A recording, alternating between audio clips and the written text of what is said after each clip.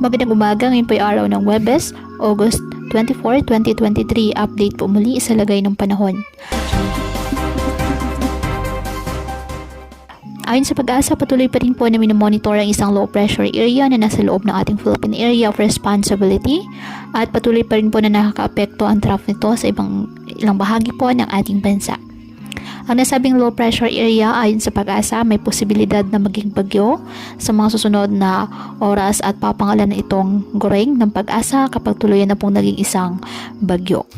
Samantala, isang bagyo rin po ang nasa labas naman ng ating Philippine Area of Responsibility at wala po itong direktang epekto ngayon sa lagay ng ating panahon.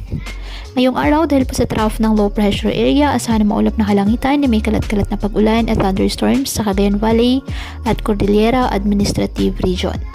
Ang Bicol Region, Mimaropa, Visayas, Zamboanga Peninsula at BRMM, asahan din po ang maulap na kalangitan na may kalat-kalat na pag-ulan at thunderstorms dahil sa habagat. Ang Metro Manila at nalalabing bahagi ng bansa, bahagyang maulap hanggang sa maulap na kalangitan with isolated rain showers or thunderstorms dahil pa rin po sa habagat at localized thunderstorms.